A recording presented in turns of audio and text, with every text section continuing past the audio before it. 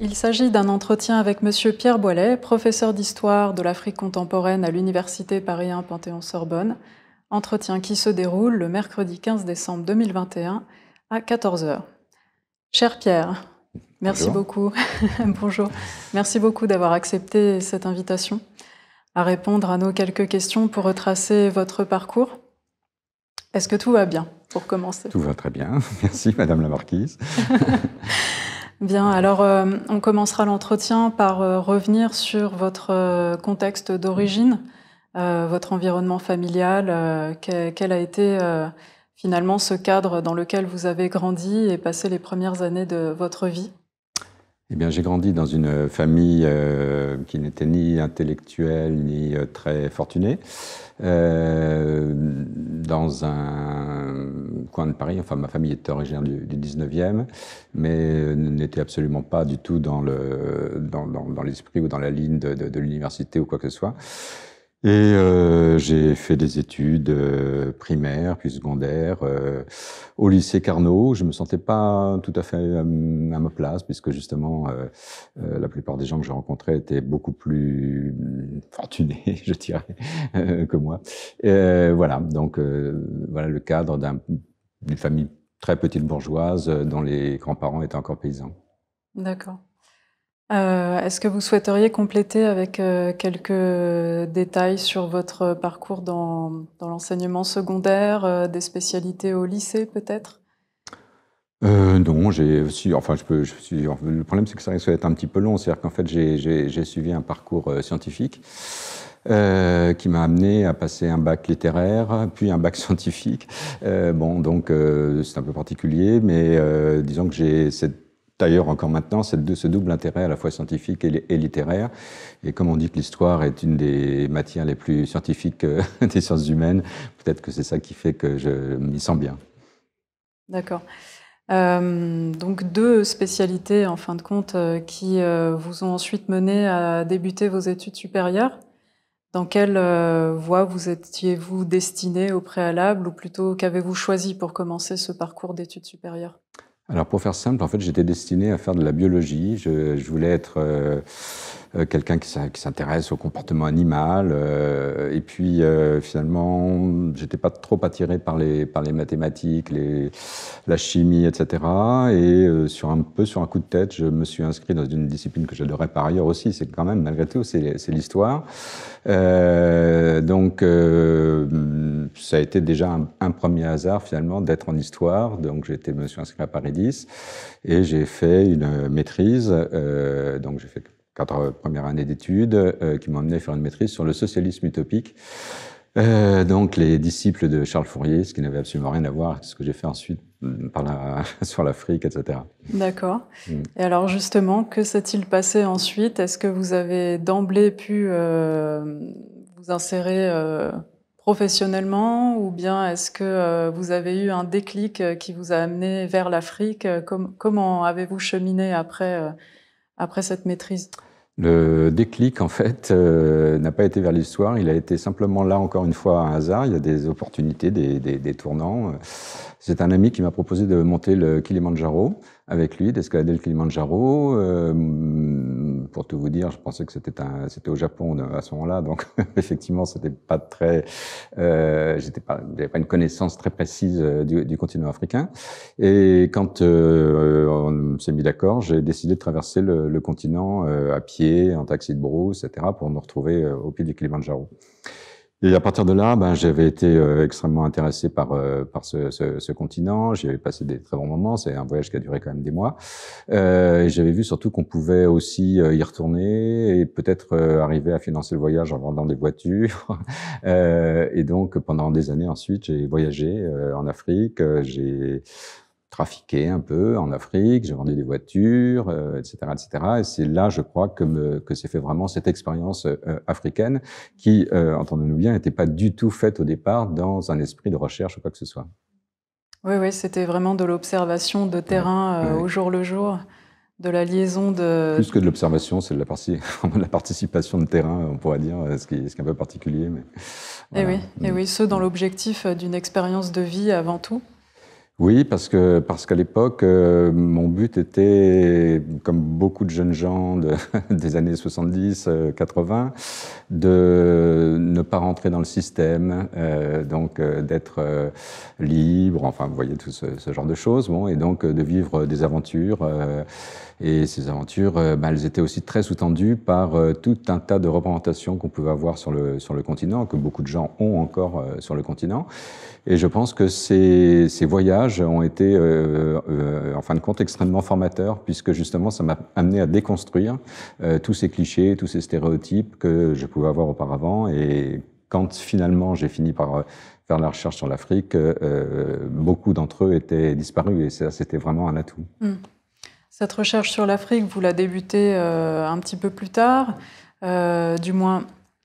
Vous faites donc plusieurs voyages en Afrique, mais vous rentrez en France entre deux. Et puis, que se passe-t-il? À un moment donné, vous rentrez en France, et puis qu'est-ce qui vous amène progressivement à vous insérer professionnellement dans la voie de l'enseignement et de la recherche?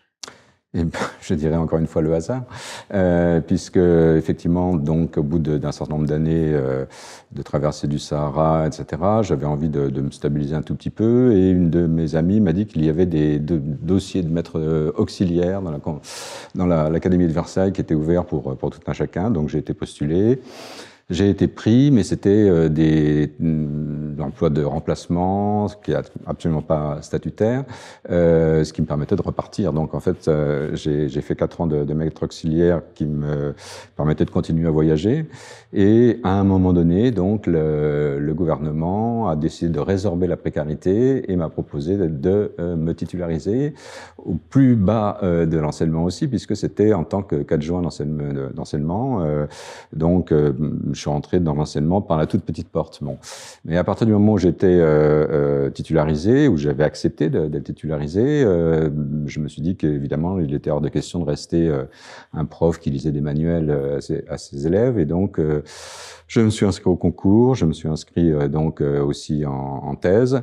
Et c'est à partir de là que, évidemment, vu toute mon expérience des années précédentes, j'avais un sujet sur l'Afrique, et que j'ai été voir donc un prof dont j'avais entendu parler, qui était Catherine Cockry-Widrovich, qui a bien voulu me prendre en thèse, et c'est là que tout a commencé en fait. D'accord. Et alors là, plusieurs questions. Quel était ce sujet de thèse, et dans quel établissement, du moins à quel établissement étiez-vous rattaché pour cette thèse? Alors, ce sujet de thèse aurait pu être au départ un sujet de très haute antiquité, voire de préhistoire, parce que dans les zones où je m'étais promené, notamment particulièrement dans le nord du Mali, il y a des tas de sites archéologiques, néolithiques, etc., qui ont jamais été exploités, vu l'histoire de la région. Théodore Monod avait découvert l'homme d'Aslar dans la région, mais bon, c'était à peu près tout ce qui s'était fait pendant la colonisation. Et puis après la colonisation, il y a eu des troubles politiques, des rébellions qui ont fait que personne n'a vraiment cherché.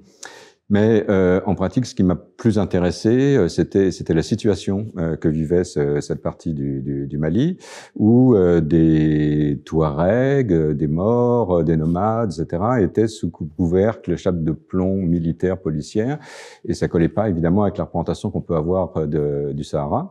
Et donc j'ai décidé de m'intéresser à cette affaire-là, qui était extrêmement intéressante dans la mesure où elle partait aussi d'une rébellion qui s'était passée en 63-64 contre l'État malien.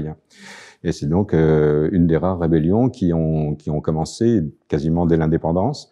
Et donc, je cherchais à comprendre cette affaire. Donc, quand je me suis adressé à cette prof et que je lui dis que je voulais travailler sur l'histoire du désert, elle était un peu étonnée. Beaucoup de gens ont été étonnés en me disant « mais il n'y a personne dans le désert, comment il peut y avoir une histoire ?»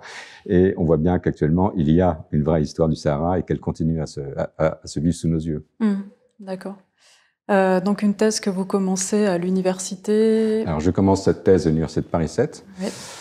Et je la soutiens évidemment aussi en extrême fin 94, donc en décembre 94 à Paris 7 aussi. D'accord. De là, après la thèse, est-ce que vous avez des opportunités pour poursuivre la recherche, ou bien pour progressivement arriver vers l'enseignement supérieur? Que se passe-t-il? Alors d'abord, j'avais bénéficié d'une chose absolument extraordinaire qui n'existe plus maintenant, c'est un des postes d'ATER destinés aux professeurs du secondaire. Ce qui m'a permis de passer 3 ans ou 4 ans comme ATER, en fait. Donc j'étais vraiment dans le milieu. Il fallait évidemment faire des cours. C'était des cours d'histoire de l'islam médiéval, d'histoire économique de l'Afrique, et des cours d'informatique, puisque j'avais commencé aussi tout de suite à m'intéresser avec un de mes collègues, Jean-Claude Debert, à ce tout début de la micro-informatique, et qu'on trouvait que c'était un outil très utile pour les historiens. Donc, on faisait des statistiques, etc. Et c'est là que mon côté scientifique a pu beaucoup m'aider, certainement. 4 ans d'ATER qui ont dépassé d'1 an la soutenance. Et après, c'était un peu compliqué parce que je voulais pas revenir dans le secondaire. J'avais compris que j'étais mieux, finalement, c'était plus intéressant intellectuellement d'être dans le supérieur.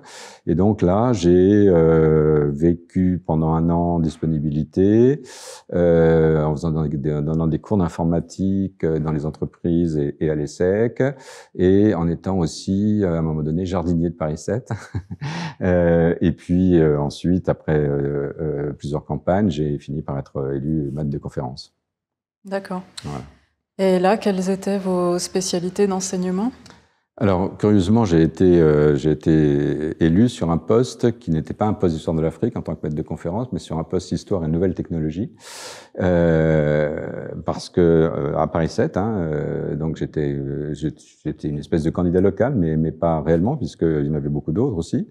Et donc l'idée était de partager mon service entre l'histoire de l'Afrique qui avait besoin d'enseignement et l'histoire de l'informatique et d'un DESS aussi, donc un master on dirait maintenant, qui formait des littéraires à l'informatique. Voilà, donc mes spécialités d'enseignement finalement étaient extrêmement variées dans ces deux branches qui ne collaient pas forcément très bien ensemble, mais qui pour moi étaient vraiment aussi intéressantes l'une que l'autre. D'accord. Est-ce qu'en parallèle, vous aviez l'opportunité de poursuivre la recherche, d'aller sur le terrain éventuellement, Oui, parce de que développer des axes de réflexion, de nourrir quelque part cette recherche par vos enseignements? Oui, bien sûr. Alors pas réellement par l'enseignement, même si finalement ces problématiques de thèse qui à la fois cherchaient à étudier pourquoi une population se rebellait contre l'État, c'est-à-dire en fait aussi les relations qui pouvaient exister entre des populations éventuellement marginalisées et l'État central, m'amenait évidemment à poursuivre dans des tas de directions sur ce que c'est qu'un territoire, sur ce que c'est qu'une frontière, l'histoire des frontières, l'histoire des identités, etc. Donc certains de ces points étaient évidemment enseignables, mais c'était quand même très spécialisé par rapport à un enseignement d'une histoire de l'Afrique et encore plus par rapport à, bien sûr, à un enseignement d'histoire des nouvelles technologies.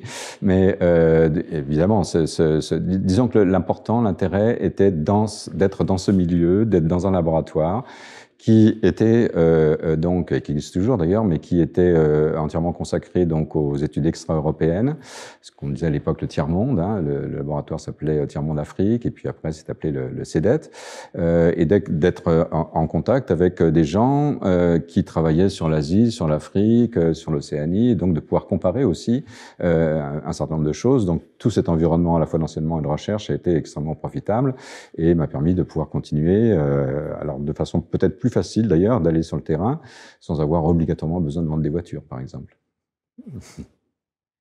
D'accord. Combien d'années êtes-vous resté en poste en tant que maître de conférence? Assez peu de temps. En fait, je pense que je suis resté 3 ans ou 4 ans. Et comme j'étais déjà un peu âgé, puisque j'avais commencé assez tard, j'ai soutenu ma thèse, j'avais quasiment 40 ans, que j'avais aussi pas mal écrit et bossé pendant la thèse, que j'avais publié pas mal, etc. L'HDR, puisque l'HDR avait remplacé donc la thèse d'État déjà, a pu se faire assez rapidement. Et il s'est trouvé que j'ai bénéficié de l'effet générationnel de l'histoire de l'Afrique. L'histoire de l'Afrique est en fait une spécialité extrêmement récente finalement dans l'université française, tous les gens étaient rentrés en même temps, sont partis en retraite en même temps, et au moment où j'étais prêt, il y avait des postes qui se libéraient. Il y en avait à ce moment-là, donc trois postes d'histoire de l'Afrique, ce qui est vraiment rarissime pour cette spécialité, un à Aix-en-Provence, un à Paris 7 et un à Paris 1. Et donc j'ai été élu à Paris 1 en 2001. D'accord. Donc là, vous entrez pleinement en tant que professeur de l'histoire de l'Afrique contemporaine à Paris 1. Voilà, parce que là, j'ai été élu sur un poste d'histoire de l'Afrique, pour le coup. Oui. donc enfin, vous atteignez dans votre spécialité. Ouais. D'accord. Et de là, vous allez élaborer des programmes d'enseignement. Est-ce que, enfin, on peut le supposer, ces programmes vont recouper des problématiques que vous aviez vous-même pu expérimenter non seulement sur le terrain et ensuite dans vos réflexions, dans votre recherche. Est-ce que vous sauriez retracer les grands axes fondamentaux de ces enseignements, ce qui vous paraissait vraiment important de délivrer aux étudiants? Bon, alors, en fait, le véritable problème, c'est que peu d'étudiants, finalement, connaissaient la moindre parcelle d'histoire de l'Afrique. Et donc, pour les premières années, les cours que j'ai fait au Centre Pierre Mendès France étaient essentiellement un peu du débroussaillage, c'est-à-dire simplement de faire comprendre ce qu'était ce continent, qu'il avait une histoire, qu'il était gigantesque, qu'il n'y avait pas tant de différences, en tout cas qu'il y avait donc une histoire commune, mais que entre le nord et le sud de l'Afrique, on parlait plus vraiment d'Afrique noire ou d'Afrique du Maghreb. Enfin, donc c'était plus l'idée de montrer que l'Afrique, finalement, avait une réalité, avait une histoire surtout déjà, bien sûr, mais une réalité qui n'était pas forcément celle que les étudiants pouvaient avoir. Donc ces cours de première année, à partir d'exemples précis et parfois tout à fait étonnants, celle du roi Njoya du Cameroun, par exemple, qui avait inventé sa propre religion, une écriture, etc., au moment presque du début de la colonisation, montrait aux étudiants qu'on pouvait effectivement s'intéresser à cette histoire de l'Afrique et qu'il y avait des sources très très anciennes qui peuvent remonter jusqu'à par exemple à l'Égypte ancienne, mais bien au-delà aussi, et que donc on pouvait non seulement faire de l'histoire, mais avoir des spécialités internes. Alors ensuite, évidemment, on se spécialise plus dans les cours que l'on fait en licence, et puis après, bien sûr, en master. Mais évidemment, en licence, par exemple, on ne va pas s'amuser pendant un an ou un semestre à ne travailler que sur l'histoire des Touaregs et des rapports avec l'État. Donc, ce que j'ai plutôt développé, c'est une série de cours, puisque ça change très régulièrement, les cours aussi, sur une histoire plutôt plus politique en fait de l'Afrique, mais qui évidemment, quand on dit histoire politique, inclut nécessairement une histoire économique et sociale, et donc montrer comment l'État, à travers la colonisation, d'abord comment l'État a pu naître bien avant la colonisation en Afrique, ce que peu de monde finalement sait réellement, comment ces États ont été confrontés à un autre type d'État avec l'arrivée des Français, des Anglais, donc des colonisateurs, et comment ensuite ces États ont pu se rendre indépendants et se maintenir, vaille que vaille, avec tous les problèmes que l'on connaît sur les États africains actuellement. Et ce type de cours me permettait aussi de continuer, d'une certaine façon, à déconstruire aussi un certain nombre de préjugés, de stéréotypes, de clichés, voire même de vocabulaire, parce que quand un étudiant de l'Afrique commence à travailler sur l'Afrique, il a souvent tendance à, bien sûr, aller vers des archives d'abord, avant de se lancer dans des sources orales, et il lit des vocabulaires coloniaux. Et donc, la pénétration des Français, la pacification, tout ça, étaient des termes qu'il fallait impérativement quand même faire entendre aux étudiants pour leur montrer que, non, c'était pas de la pacification, c'était de la répression plutôt, et c'était pas de la pénétration, mais plutôt de la conquête, mais aussi que les mots tribu, que les mots ethnie, etc., tout ça était quand même très sujet à caution, extrêmement péjorant. Voilà, donc c'était finalement, donc à travers cette étude de l'état, des problèmes économiques et des évolutions, il y avait cette idée aussi de donner à sentir ce qu'était réellement donc ce continent, ce qu'on pouvait en tout cas en dire le plus proche de la réalité. On comprend d'ores et déjà que vous étiez et êtes toujours extrêmement engagé dans cette sensibilisation aux étudiants dans vos fonctions en tant que professeur. Et puis évidemment, les travaux de recherche que vous avez menés en amont et encore à ce moment aussi. Mais tout cela, toutes vos occupations ne s'y limitent pas, hein, puisque en parallèle de votre évolution dans l'enseignement et la recherche, on vous confie des missions et des responsabilités administratives. Pourriez-vous étoffer un petit peu plus cet angle? Oui, tout à fait. D'abord, ça a été une très grande surprise, puisque là aussi, j'ai pas vraiment cherché à exercer ces fonctions au départ, puisque quand j'ai été élu à Paris 1, il s'est trouvé que j'étais donc affecté au laboratoire MALD, dont le directeur de l'époque, Jean-Pierre Chrétien, qui est un grand ami, allait partir puisqu'il partait en retraite et qu'il ne pouvait pas être réélu. Et là, j'ai eu une pression terrible pour que je devienne le directeur. Donc en fait, mon élection s'est trouvée exactement parallèle avec ma prise de fonction de directeur du MALD. Le MALD, pardon. Le MALD, c'est un laboratoire qui s'appelait Mutation africaine dans la longue durée, qui était un laboratoire, une UMR, donc une unité mixte de recherche, CNRS et Paris 1. Ça ne m'effrayait pas trop dans la mesure où j'avais été à Paris 7 pendant un an directeur du FR, j'avais été directeur adjoint du laboratoire CEDET aussi, donc bon, ok, j'ai accepté l'affaire. Et à ce moment-là, on était dans une période où il y avait beaucoup de chapelles, donc dans l'histoire de l'Afrique, beaucoup de tiraillements, et où le CNRS cherchait à pousser les unités à se rassembler pour créer des laboratoires plus solides. Et moi, je trouvais ça finalement intéressant parce que ça permettait aussi une meilleure visibilité de l'histoire de l'Afrique, qui est hélas encore très peu visible et encore très peu représentée en France.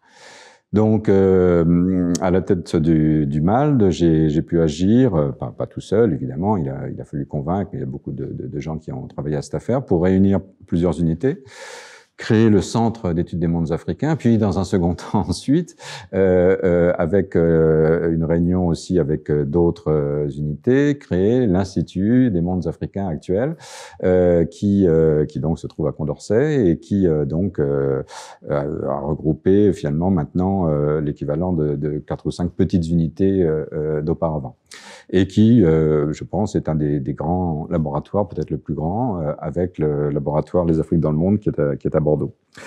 Donc ça, je crois que c'est une action que j'ai beaucoup aimé faire parce que je pense que c'est à la fois ça a donné la capacité à beaucoup de collègues de travailler ensemble, d'avoir des travaux transversaux aussi, de pratiquer réellement la pluridisciplinarité entre historiens, anthropologues, géographes, et aussi donc de rendre beaucoup plus visible finalement en tout cas ces études africaines. Alors comme c'était pas pour moi pas tout à fait assez visible et que j'avais l'envie que tout le monde le travaille le plus possible ensemble, j'ai été amené finalement, là aussi avec d'autres, mais je pense que j'étais quand même assez moteur à créer donc un réseau, le réseau des études africaines en France, donc qui est devenu un GIS, un groupe d'intérêt scientifique, et qui donc essaye de rassembler un peu tous les chercheurs des études africaines et qui les rassemble en tout cas pratiquement tous les 2 ans lors des REAF, ce qu'on appelle donc le rassemblement des études africaines, les rencontres des études africaines en France, et de façon aussi à mettre un peu en avant aussi au fur et à mesure, parce que ça se passe à Marseille, ça va se passer la prochaine fois à Toulouse, ça s'est passé à Paris, etc. Mettre en valeur aussi des petites unités qui sont pas encore tout à fait connues dans le paysage de la recherche en France, de façon à ce que on sache mieux quelles sont les forces. Forces qui restent, je le répète, quand même très faibles encore actuelles. Très bien. Donc là, on est à peu près dans les années 2010-2015 pour la création, du moins d'un côté, la fédération et du coup la création de l'Institut des mondes africains, comme vous l'avez décrit, qui est donc un rassemblement d'unités préexistantes et de l'autre, la création du GIS études africaines, c'était en quelle année, vous vous souvenez? En fait, ça a été assez long. La première rencontre d'études africaines, c'était pas encore le GIS, ça s'est passé en 2006. Et ensuite, il a fallu convaincre le CNRS de bien vouloir créer ce GIS qu'il avait annoncé pourtant dès 2006. Bon. Mais ça a pris quand même plusieurs années. Bon, c'est vrai qu'à cette époque-là, c'était un peu compliqué parce que le CNRS lui-même était attaqué aussi. Hein, et il y avait des rumeurs comme quoi il pouvait même éventuellement disparaître. Et finalement, donc, quand une nouvelle équipe, après pas mal de changements d'équipe à la tête de l'Institut national des sciences humaines et sociales, est arrivé avec comme directeur scientifique adjoint François-Joseph Roudjou, à qui je rendrai toujours hommage. Il a tout de suite compris l'intérêt des études aréales, hein, ou des études d'aire culturelle, comme on aurait dit auparavant. Et donc il a transformé ce que je lui proposais immédiatement en GIS, mais du coup il a créé aussi des GIS sur l'Asie, sur les mondes musulmans et moyen-orientaux, etc., etc. Donc actuellement, le CNRS a vraiment soutenu une vraie politique d'études aréales où l'Afrique est bien sûr très, très bien représentée, mais pas qu'elle en tout cas. Et donc, je pense que tout ça, bon, c'est finalement une action qui petit à petit permet d'ouvrir la recherche française vers des mondes qui ne sont pas exclusivement européens. Très bien. Est-ce que pour la mémoire de l'Université Paris 1 Panthéon-Sorbonne, il y a un élément sur lequel vous souhaiteriez revenir, une anecdote, peut-être un moment fort qui vous a marqué?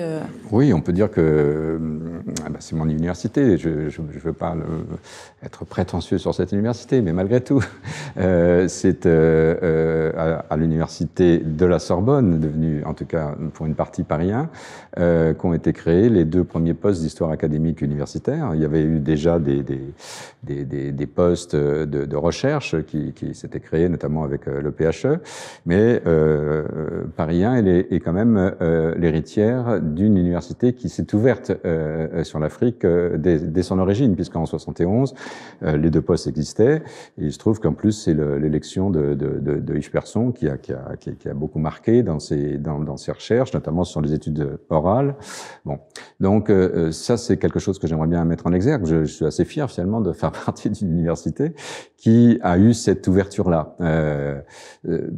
Ce que j'aimerais bien, c'est qu'elle l'ait encore plus, peut-être. Parce que malgré tout, l'Afrique reste une spécialité où nous sommes peu nombreux, où nous avons à travailler sur l'ensemble du continent dans des conditions dont on n'a pas parlé, mais qui sont quand même assez difficiles, parce que faire une thèse, par exemple, sur les Touaregs, ça veut dire, par exemple, pour moi, passer un CAP de mécanique auto, parce que j'en avais besoin pour survivre, tout simplement. Donc, sans archives permanentes, contrairement bien sûr à des histoires plus franco-européennes, avec beaucoup de collecte de sources orales dans des terrains difficiles, qui en plus sont des terrains maintenant en crise, avec beaucoup de guerres éventuellement. Donc ça crée tout un tas de spécificités, et par ailleurs, on est très peu à faire ça. Bon, si on en juge simplement par les gens qui travaillent sur l'Afrique en tant que maître de conférence ou professeur à Paris 1, et si l'on compare avec le nombre de collègues qui travaillent sur la France ou sur l'Europe, c'est ridicule, parce que moi, en tant que professeur d'histoire de l'Afrique, je suis censé être un professeur d'histoire de l'Afrique contemporaine, c'est-à-dire sur tout le continent et depuis le 19e jusqu'à maintenant. Donc, je pense qu'il y a assez peu de spécialités où on doit faire autant. Voilà, donc je pense que cette ouverture de l'université sur l'extérieur, qui existe ailleurs, hein, quand on regarde par exemple les universités américaines, il est évident que presque toutes les universités ont des area studies, et donc Paris 1 est bien placé évidemment en France pour ça, mais elle pourrait peut-être s'ouvrir encore plus, et les autres universités bien sûr en France aussi. Donc là, il y a un véritable, je crois, besoin qui permettrait peut-être aux étudiants, aux collègues, d'avoir une une image différente aussi du continent et de ses diasporas. Et pour prendre des grands mots, je pense que ce travail sur l'Afrique est aussi une forme de lutte, à la fois contre ce que j'expliquais tout à l'heure, les stéréotypes, etc., mais aussi, d'une certaine façon, allant jusqu'au bout, une lutte contre le racisme. Très bien. Voici une vision très globale de votre profession, de votre engagement et donc du parcours que vous avez été amené à traverser durant toutes ces années. Est-ce que vous aviez un dernier mot à ajouter à cet entretien pour le conclure? Suscitez-moi cet dernier mot. Peut-être que ce sur quoi vous concluiez à l'instant pourrait être le mot de la fin. Je pense que ça peut être effectivement un mot de la fin parce que s'ouvrir sur le monde, être une université ouverte sur le monde, contribuer donc à des meilleures relations finalement entre gens de continents différents, c'est déjà énorme, hein, et c'est effectivement une bonne conclusion. Si on pouvait y arriver, ça serait extraordinaire. Merci beaucoup, Pierre Boilet, pour cet entretien d'aujourd'hui.